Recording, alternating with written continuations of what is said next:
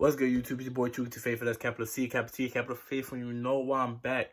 Heard on the Hill, episode 1, part 2. I put a poll up on my IG, and y'all said y'all want it today. So I'm going to give it to y'all today. I'm a person of my word. Thank y'all to all y'all supporting part 1. I'm glad y'all enjoying it. I love that you're enjoying it. I love that you're learning from it. So if you ain't watched it yet, click up here to watch it so you're not lost with this video because we're getting right back into action. Make sure to hit subscribe to join the Mafia. But without further ado, we're going to get right back into action. Like, comment, subscribe. Let's go.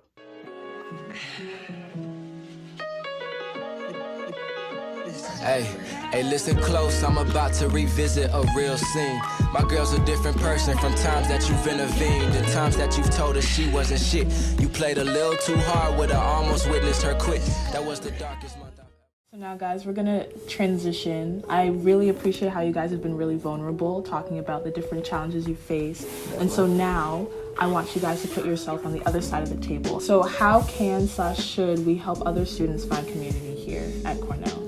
A lot of the things that I'm involved in now, like, I kind of wish that I had seen someone that, like, looked like me or, like, was like me, like, in those positions. And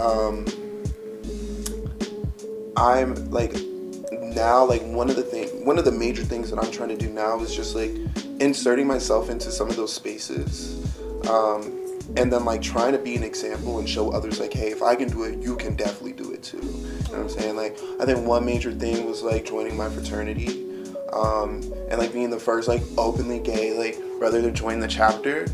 I think that was like the catalyst for, like, everything else that I'm involved in on campus, because I thought to myself, like, okay, if I can do this, and, like, there's so many other things that I'm, like, interested in and I have a passion for, like, and, like, I have the capability of being able to jump into it and, like, show other people, like, hey, like, you can do as much as you want. Okay, sometimes it's not as, like, recommended because, like, sometimes my life gets a little bit crazy, but wherever your passions lie, you know, if there's an org that kind of aligns with it, or, like, people that, like, align with it or whatever, like, pushing yourself to insert yourself in that space, because, like, you never know who's, like, watching, and you never know who you can, like, inspire to, like, you know, insert themselves into another space or into that same space and, like, make it even better, even greater, more inclusive.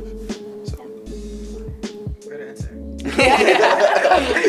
I remember when I came to Cornell for hosting, like, Fabrice came to me just, like, because he knew I wanted to be an engineer, and he was just like, hey, like, join NSB, drop me in the NSB group chat, like, forced me to see those, like, messages until, like, I went to the NSB, like, meetings, and then I actually went to the conference where I met my friends today.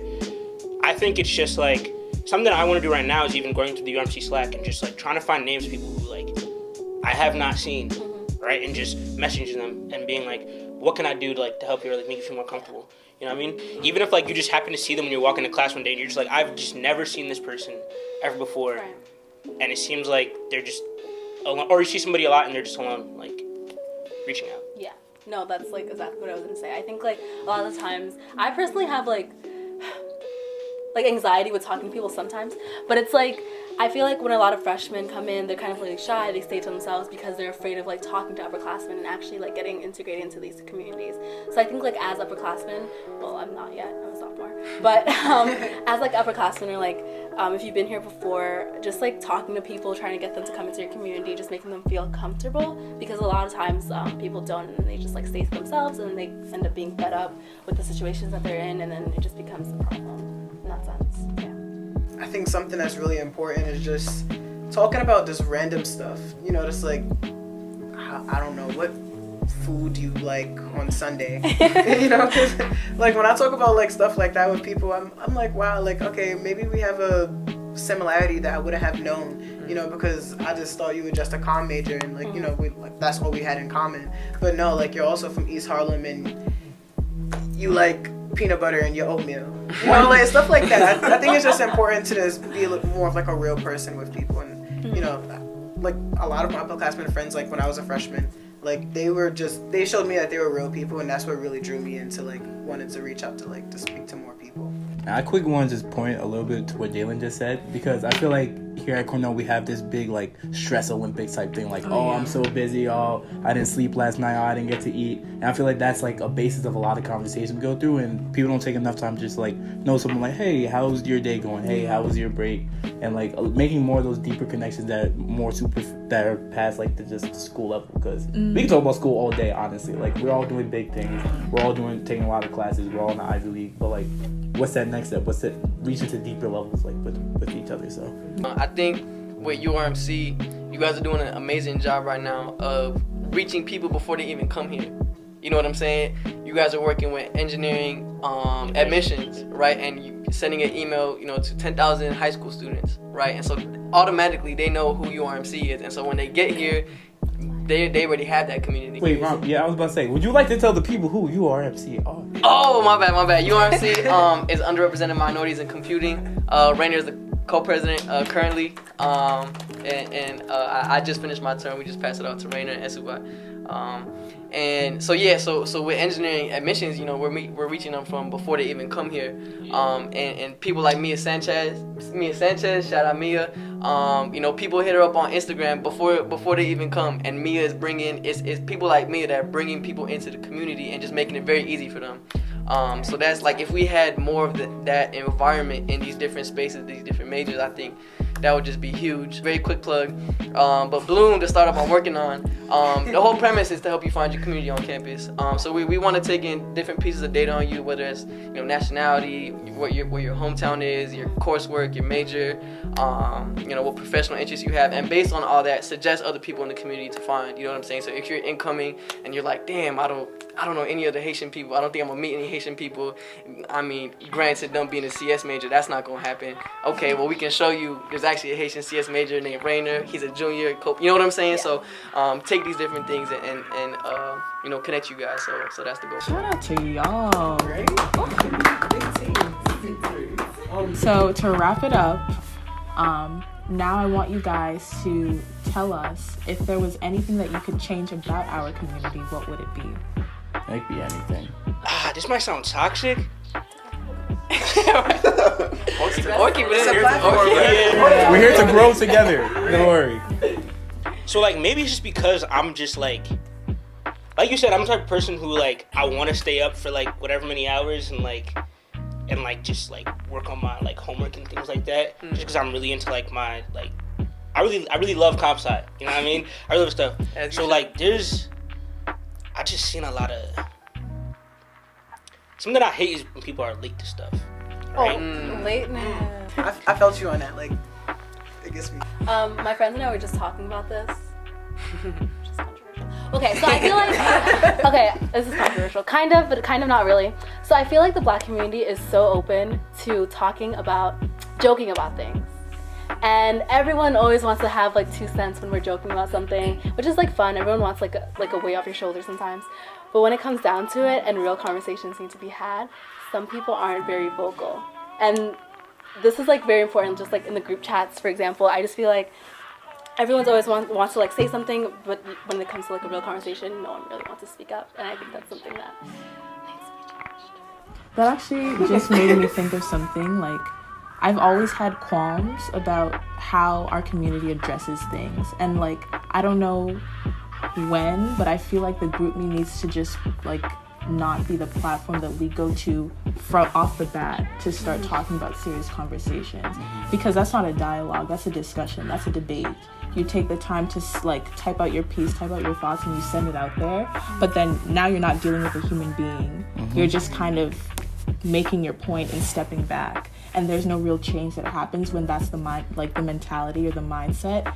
And so I feel your sentiments and your frustration and like how the group me can like take away from how we address a lot of serious things that are plaguing like the community here.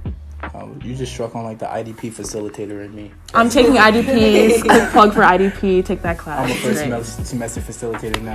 It's hard to get past that because we're all Cornellians and all of us were like, can I say like we're all that bitch in high school, So like That's real. Yeah. So now all of us have that mentality like when we're here, and it's like no, I still have to prove that I'm that person. I still have to like be the the smartest person in the room, and like we don't, like we really don't. Like I don't. It's not that hard to just sit back and actually read a text message and say like, okay, this person wasn't coming at me. Let me like not attack them. Yeah. You know, and like if I do feel like that person is attacking me, let me like actually sit down and talk to them in person.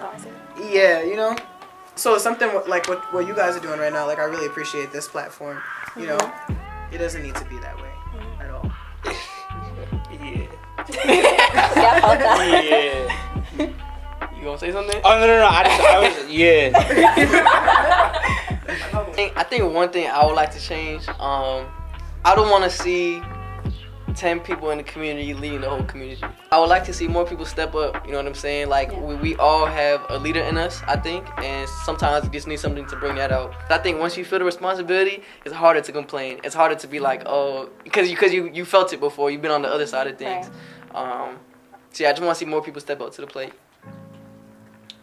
I think one thing is, like, accountability. Like, I wish people would hold each other more, like, accountable, like, for their actions and, like, following through on, like, what they say that they're gonna do. Because I think one thing that I've, like, experienced a lot is, like, you know, when people say that we need to have, like, this event or, like, we need to have this discussion or we need to start taking more action against, like, a certain thing. This is, like, when the time comes to, like, maybe plan that event or, like, to actually have that discussion or actually do it. It's, like, it seems like people don't really, like, follow through. A lot of things could change for the better if we were all just did a little bit to, like, hold each other more accountable. One thing that came to mind with this question was something I've noticed recently, and it's this concept of, like, virtue signaling. Just, like, do people know what that is? I'll read the Google definition, so, like, we're on the same page. That's why you got the laptop. But virtue signaling is the action or practice of publicly expressing opinions or sentiments intended to demonstrate one's good character or the moral correctness of one's position in a particular issue. So rather than, like, seeing it as, like, I'm saying the right thing or I'm bringing attention to this issue because I want to have a solution found for this issue, it's more like I want people to see me as a good person. And that hit right there. Okay. I don't think it's just unique to just the Cornell space. I think it's like a people issue in general, like stemming from whatever insecurities people may have. But something I do notice is like when people tend to talk about certain topics, it's like, are you saying it because you want this to be fixed, or are you just saying this so people know that you're talking about it? Do you get what I mean? And I wish that there was. This is kind of going off of the point of like needing accountability in the community, like keeping people honest with their intentions about how they talk about different topics. I would love to hear all y'all's responses, but let's turn it to the audience. So we're going to start the conversation off with, what do you feel about the term virtue signaling? I said it right? Mm-hmm. Virtue signaling. That's a cool word to say. Say it again. Virtue signaling. But that concludes the first episode of Heard on the Hill. I want to just thank the veteran squad real quick. Give them a round of applause. They did beautiful, answer all the questions beautifully. And Des, do you have anything else you would like to say? You got to say something. I turned it to you. I don't know. Stream Yikes. Don't do that. Yikes. Nicki Minaj. Oh. Stream Yikes. Don't stream Yikes. Follow Nicki Minaj on Instagram. I don't know. Self-plugs. Nicki Minaj, if you see this, like the video. But I'm going to catch y'all later. And thank y'all all for the first episode of Heard It on the Hill. It was great.